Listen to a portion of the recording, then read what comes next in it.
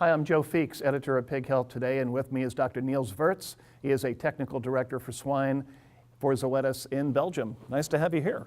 Hi. I want to talk with you about some changes that are happening in Europe right now, because I think they'd be of great interest to producers in the United States and other parts of the world. January 1st, 2019, there's what a lot of people in this country have been calling a castration ban that's coming to Europe, but it's not a castration ban at all. Could you explain the new rule that's coming and the impact it's going to have on the European pork industry? What is essentially, it's a moving away from castration as we know it in Europe. So farmers will have a number of options. Either they can still continue to castrate, but they will have to use anesthesia and analgesia, or they can breed entire boars, or they can use the Zoetis product, Improvac. So this is the immunizing agent against boar taint. And when it comes to trying to run an efficient hog operation, I would think that trying to anesthetize pigs when you go to castrate them would be a pretty tall order for any hog operation. That is our view on it, but of course you have so many systems in Europe that some people will be more able to deal with it than others. So we believe that every operation has to find out for himself what is the best option, what is the best solution. So one solution, of course, is to just leave the boars alone, don't castrate them, and raise them to a certain weight so that boar taint does not become a problem. Is that a good solution for everybody? First part of your answer is a good solution. So everybody understands that boars are more profitable, they grow better than barrows, right? So if you don't have to castrate, why would you? The problems are with boar taint, with boar behavior, and with the meat quality of the final product. So you have to address those problems, and if you can do that, you have a much more profitable end product. Breeding boars to a low weight is helping, but is not really solving the solution. It's not really improving the efficiency of your production. So it's only part of the solution. Breeding boars to a high weight, but taking care of those problems that I just mentioned, that is the real solution in my view. So the other option is what some would call immunocastration, but I understand you don't like that word. Yeah, well, that's exactly what I was talking about. So I don't like the word immunocastration because essentially you are breeding boars. It's just in the last couple of weeks that you are immunizing those animals so that they physiologically become like a castrate, and that's where the term comes from, right?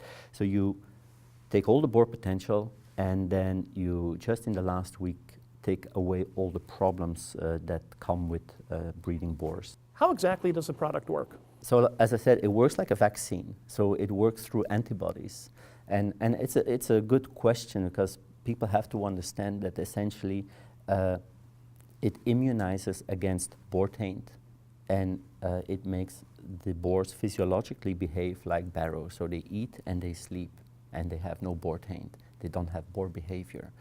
On top of that, because they eat more, they start to grow faster and they start to lay on some fat. So you have an animal with more marbled meat than compared to a real boar. So all these are advantages. And you can raise them to larger weights then too, and that's got to be better for efficiency. Exactly, without having the problems that you would otherwise encounter with boar behavior. The older they become, the more they have sexual behavior. Yeah. And when it comes to boar taint, if you are going to just raise entire or intact males, what's the cutoff period in terms of weight where you can safely market them without worrying about boar taint? The cutoff period can be extended up depending on your production. So here in Europe, we are slaughtering them more or less at 115, 120 kilo. I don't know how much that is in pound. You can go up easily to 130 kilo. But in Europe, we also have productions that have, like in Italy or in Spain, that go up to animals that are 160, 180 kilo. And those animals need a third vaccination. So you can extend the vaccination protocol. So what have you learned about this practice in Europe? I mean, is there some operations where it's a better fit than others? The important thing to remember in my mind is that whatever you do, in pig production, especially in Europe where our cost of production is really very high. Whatever you do, you have to try to improve the efficiency. So if you're improving the efficiency, you are doing something good. So using boars instead of castrates, you improve your efficiency. You just have to deal with the negatives, which is boar taint, etc. So this works for every operation. It improves their efficiency. But not every operation is flexible enough or forward-thinking enough to accept that tool as a solution. So that's the cutoff. Is do you want to embrace this or don't you want to embrace this?